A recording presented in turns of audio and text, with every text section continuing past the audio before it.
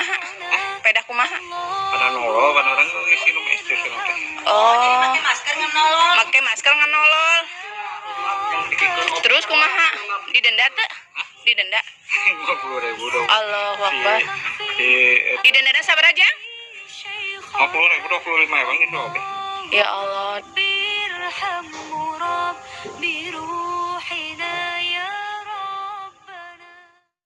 Sebelumnya saya mau meminta maaf kepada petugas PPKM ya atas video yang saya unggah. Pikiran dan hati nurani rakyat Indonesia akan langsung reaksi ketika melihat kejadian-kejadian yang seperti ini. Maka menjadi ramai, maka akan pasti menjadi ramai. Apalagi korbannya itu adalah orang yang tunanetra.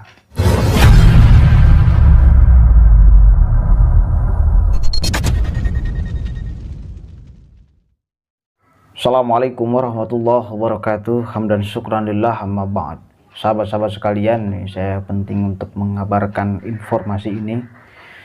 Kemarin-kemarin kan viral tuh seorang tunanetra di Banjar itu terkena denda.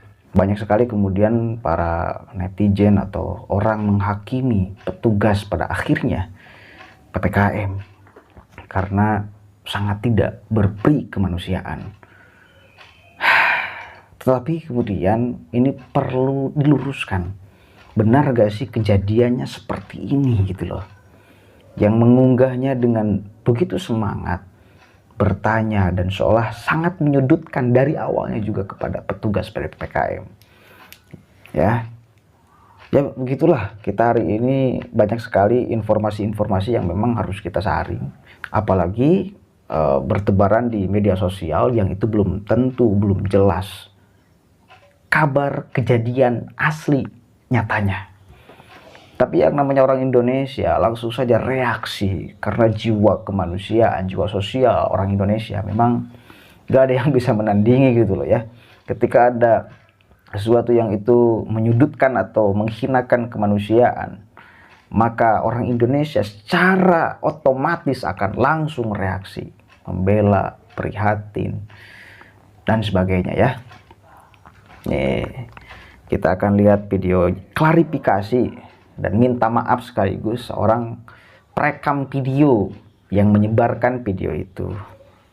Sebelumnya saya mau meminta maaf kepada petugas PPKM ya atas video yang saya unggah tentang Ujang Udun yang kena palak 50.000. Dan tidak ada maksud saya untuk menjelek-jelekan petugas atau lainnya.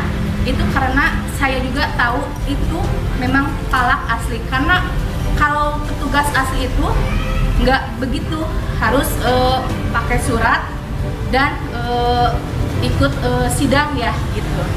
Di samping itu juga mohon maaf yang sebesar-besarnya kepada petugas baik nakes ya, saya tidak ada menyudutkan dari pihak petugas PPKM. Karena itu juga kemarin itu saya sengaja bikin video itu spontan karena rasa kemanusiaan ya gitu, tidak ada maksud yang lainnya, karena menghimbau kepada masyarakat supaya lebih berhati-hati lagi, karena zaman sekarang itu banyak oknum yang memanfaatkan PPKM ya atau mati kejahatan ya gitu. Itu aja mungkin yang saya klarifikasi ya. Buat teman-teman yang udah mengunggah video saya, mohon yang sebesar-besarnya tolong jangan dibesar-besarkan, jangan disudutkan petugas PPKM. Memohon sekali lagi kepada warga tentunya untuk mengantisipasi supaya tidak menjadi korban berikutnya, patuhi aturan yang ada. Ini awalnya adalah dari masalah pemakaian masker, dan pemakaian masker dimanfaatkan oleh para pelaku kejahatan untuk melakukan penipuan ataupun pemerasan kepada warga yang tidak taat aturan. Dan tidak hanya pada saat PPKM sekarang saja, beberapa kejadian sebelumnya yang dialami oleh anak-anak yang mempergunakan handphone di tempat umum juga itu dimanfaatkan oleh para pelaku kejahatan. Jadi sekali lagi tolong supaya tidak menjadi korban kejahatan di masa PPKM.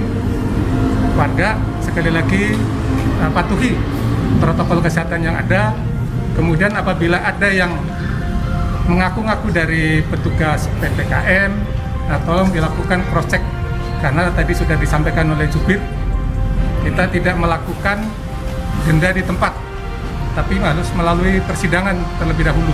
Kemudian yang kedua, saya juga di sini perlu menginformasikan bahwa alur persidangan tindak pidana ringan prokes COVID-19 di masa PPKM darurat. Pertama, ini tahapannya ya, berarti ada tahapan-tahapan SOP-nya. Pertama, petugas melakukan justisi di wilayah Kota Banjar secara tim gabungan. Minimal petugas yang beroperasi berjumlah 10 orang yang terdiri dari unsur TNI, Polri, Satpol PP, Dinas Perhubungan. Kemudian yang kedua, apabila ditemukan pelanggaran, maka petugas akan mengisi berita acara cepat yang dilakukan di tempat dan di depan pelanggar tersebut, serta ditandatangani oleh penyidik, PPNS, orang saksi dan pelanggar, saksi dengan pelanggarnya.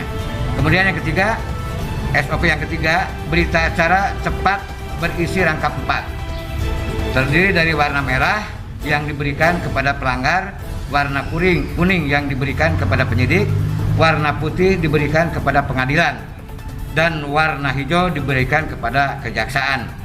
Yang keempat, setelah berita acara cepat dilengkapi, petugas akan meminta kartu identitas pelanggar sebagai barang bukti.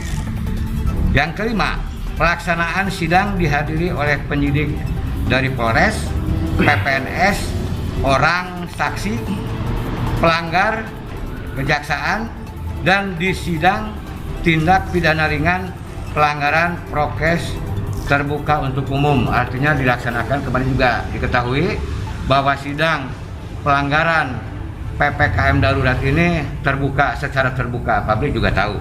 Kemudian yang terakhir, 6, ini denda yang dibayarkan oleh pelanggar melalui kejaksaan setelah mendapatkan putusan hukum, dan itu yang memutuskan adalah hakim. Jadi tidak ada yang namanya bayar langsung di situ ketika pelanggar melanggar PPKM darurat. Itu tidak benar menurut SOP yang kami terima dari aparatur penegak hukum. Artinya kejadian kemarin itu sebetulnya bukan oknum yang saya analisis, yaitu hanya spontan, kemudian tidak ada persidangan langsung dijustifikasi untuk membayar denda 50.000 yang dialami oleh Pak Ujang ini. Oke, jelas ya. Sahabat-sahabat sekalian, ini penting sekali untuk kita ketahui bersama, dan jangan sampai ada salah satu di antara kita yang menjadi korban kejahatan orang. Ya, di masa pandemi ini, di masa semuanya juga orang sulit ya. Dan satu yang perlu kita catat sama-sama, bahwa memang masyarakat Indonesia ini jiwa kemanusiaannya ini masih tinggi sekali. Jiwa gotong royongnya ini masih tinggi sekali. Maka respons ibu-ibu tadi langsung cepat reaktif ya. Itu luar biasa, membuka kesadaran kita semua bahwa ya inilah Indonesia. Inilah kemudian tata krama kemanusiaan yang dipunya oleh Indonesia. Yang ini harus dijaga, saya kira ya. Gotong royong tanpa pamrih. Dan ini sering kita temukan, dan saya pun sering mengalami ada orang yang memberikan pertolongan tanpa ada imbalan apapun, spontan saja, otomatis gitu loh. Pikiran dan hati nurani rakyat Indonesia akan langsung reaksi ketika melihat kejadian-kejadian yang seperti ini. Maka menjadi ramai, maka akan pasti menjadi ramai, apalagi korbannya itu adalah orang yang tunanetra. Mudah-mudahan beliau diberikan kesembuhan ya. Langsung kita pasti akan langsung tuh ya. Ya mungkin menghakimi petugas PPKM-nya, menghakimi apanya kan. Yang lebih berbahaya lagi, orang-orang akan memanfaatkan situasi ini untuk menjelek-jelekan petugas PPKM dan menjelek-jelekan pemerintah. Ini yang lebih parah lagi, ini kepentingan yang biadab lagi ya, memanfaatkan situasi terdesak untuk kepentingan pribadi dan kelompok. Jangan sampai. Maka alhamdulillah klarifikasinya cepat respon ya, karena viral. Ya meskipun si ibu itu tahu bahwa yang dilakukan dendanya itu bukan oleh petugas PPKM, tetapi bahkan penjahat yang mengaku sebagai petugas PPKM. Ya, tapi ya mungkin namanya di media sosial gitu loh ya, karena yang mempunyai aturan tentang PPKM dan sebagainya adalah petugas PPKM, pemerintah dan sebagainya, maka mata publik akan langsung tertuju bahwa yang memalaknya itu adalah petugas PPKM, pemerintah dan sebagainya. Ini alhamdulillah diluruskan oleh beliau sendiri yang mengunggahnya. Satu kali lagi mudah-mudahan kita dijaga dari orang-orang yang ingin berbuat jahat kepada kita, dan mari kita patuhi protokol kesehatan itu untuk menjaga kita.